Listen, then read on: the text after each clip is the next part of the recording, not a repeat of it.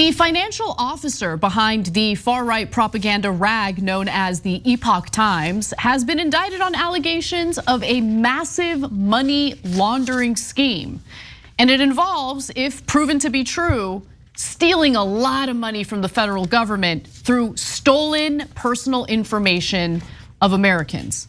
Now, the Southern District of New York released a statement saying the following. Bill Guan, 61 of Secaucus, New Jersey, is charged with 1 count of conspiring to commit money laundering, which carries a maximum sentence of 20 years in prison, and 2 counts of bank fraud, each of which carries a maximum sentence of 30 years in prison. The charges do not relate to the media company's news gathering activities. So that's important to keep in mind. They're not being prosecuted over what the Epoch Times reports.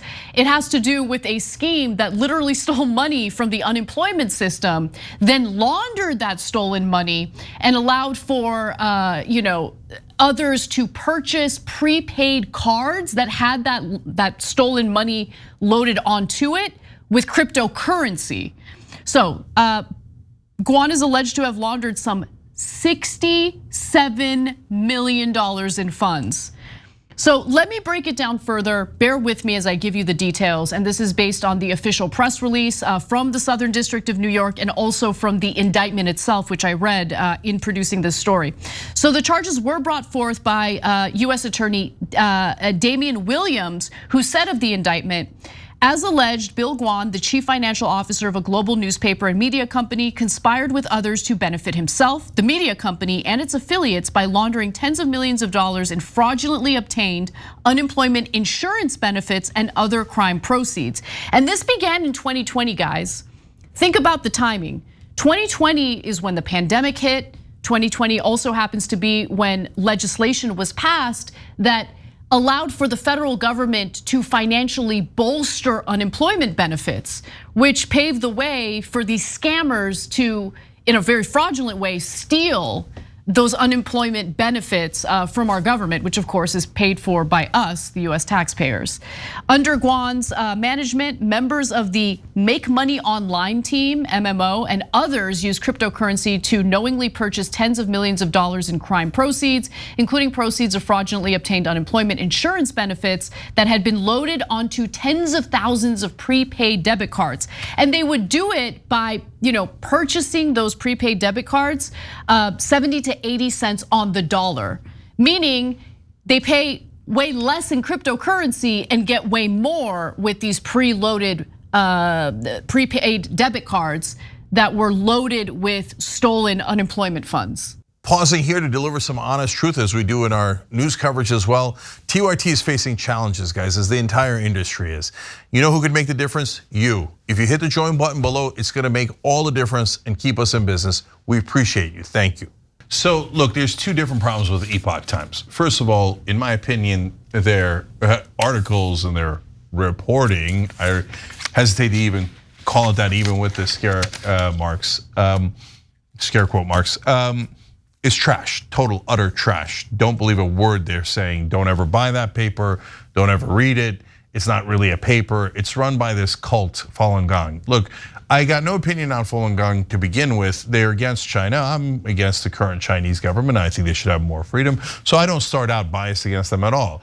So, but I look at the paper once, I remember a long time ago, I'm like, this doesn't look true at all. Okay, so then I double check, and no, I'm like, wait, this isn't a paper?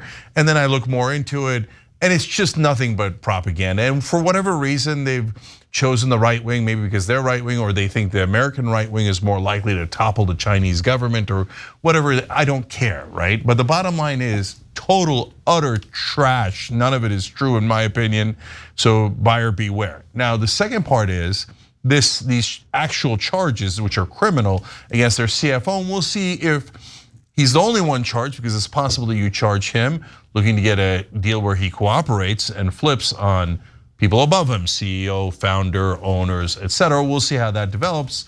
We don't have that yet. Now, is it surprising that a right-wing trash paper would be running a scam where they are robbing people? A little bit. No, I think it's the least surprising thing ever. I think the right wing is predicated on robbing their own followers. No, but it's not even, okay, so I hear the point that you're making, but want to say it's unprecedented. There might be other examples from the past, but we're talking about, what was it again? $67 million in stolen unemployment benefits. I mean, I think it might be very rare for any media organization to do something like this. Yeah, I mean, if you consider them a media organization, but I don't think they're media. A propaganda outlet. Yeah, they're just a right-wing propaganda outlet. But at this point, what media outlet isn't a propaganda outlet? Well, that's part of the problem, right? Yeah. So like, is Alex Jones media? Because Alex Jones is in trouble for a lot more money, right? So hey, Fox News paid over $800 million in a defamation case. So now it's not a unemployment scam, so that's kind of super weird. But like, if you're in the trash business, you don't really care what kind of trash. Right, that's a good point. I mean, morality is not, has not constrained them in the past. Exactly, that's a good point. That is a good point.